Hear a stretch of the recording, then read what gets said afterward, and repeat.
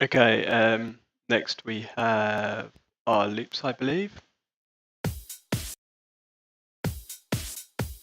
Yeah, you can hear in there that there's a fair bit of low end, and you'll probably see it if we open up our analyzer.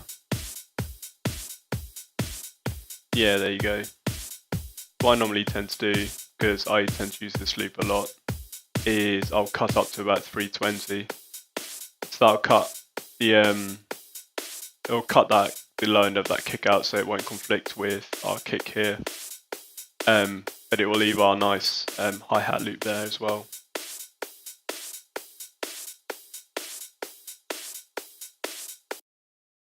Right, what else do we have? Oh yes, we had our percussion loop, or our percussion bits and stuff pieces. Let's have a look.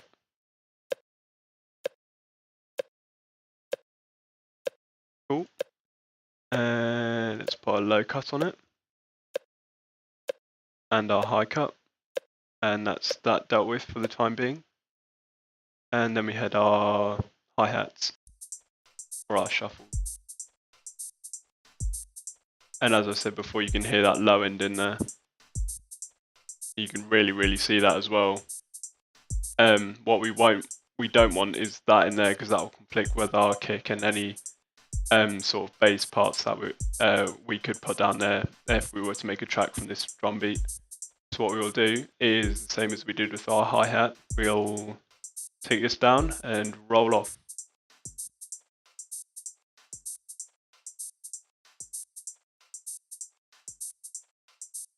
As much as we can. Right, I can't really hear that through my my microphone headphones. It may still be there. That's good for a demo. Right. So now we should have this. Right, let me turn my microphone off solo.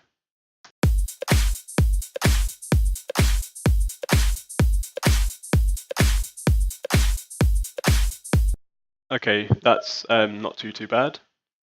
So now what I like to do is on my template, well, I've got a video showing you guys how to set up a template in Logic. I normally send these to my bus, my drum bus without the kick, and then I send my kick to my drum bus that has the kick on it. And if we look for our drum buses, this is our one without the kick in it. Right, there we go. So if we solo this, we'll hear the drums.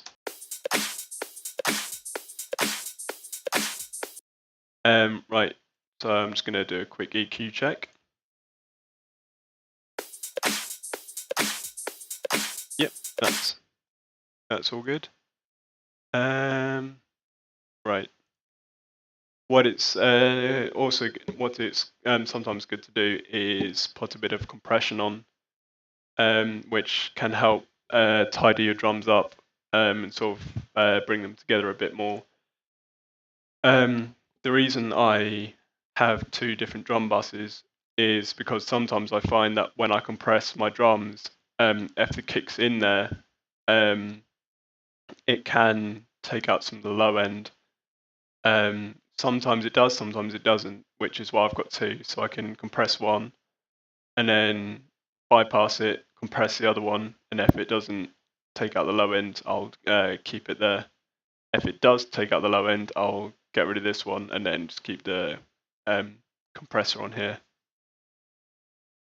Right. Personally, I tend to like the Fab Filter compressor. And even its default settings quite nice.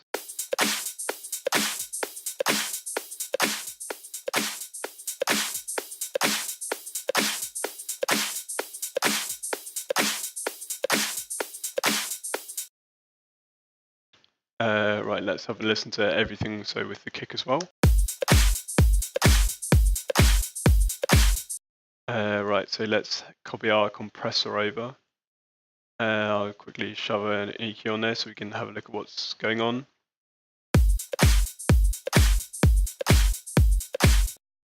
Right.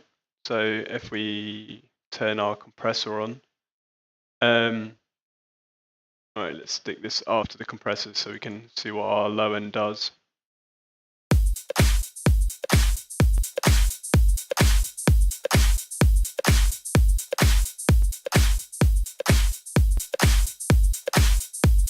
You get a lot more click on the kick. I can't really hear if the low end's gone. I can't really hear if the low end's gone. So I'll just keep it there for the time being. And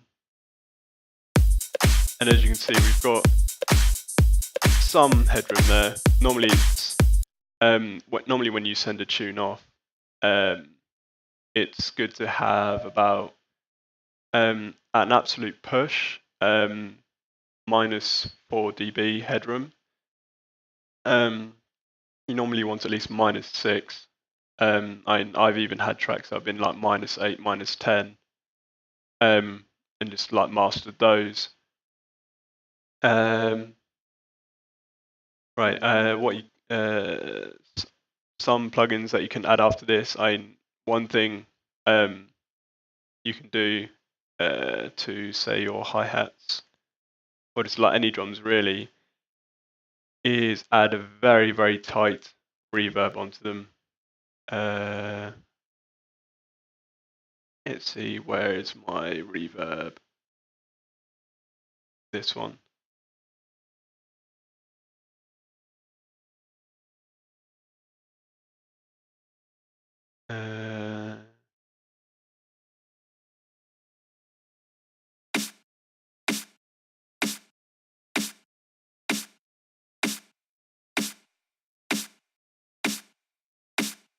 Again, I can't really hear the reverb too well through these headphones. I'll just explain.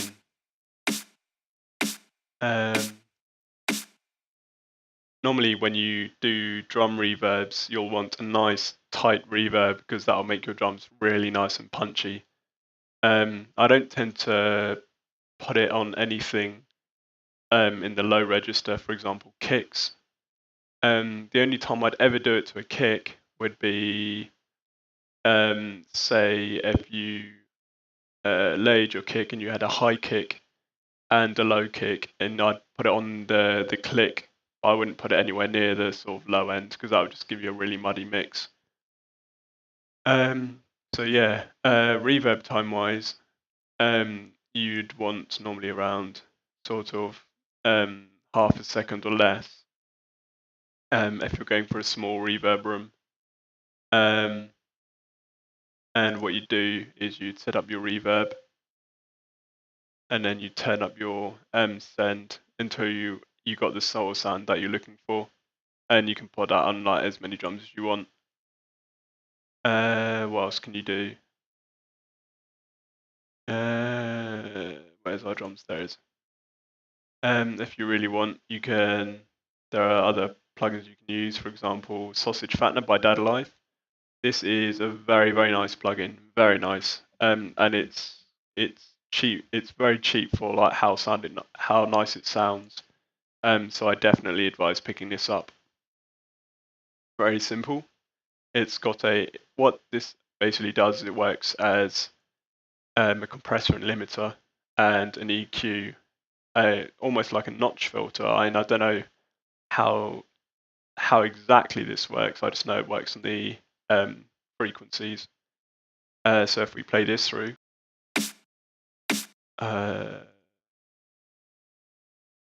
there we go. Right, let's try again. Right, I think there we go.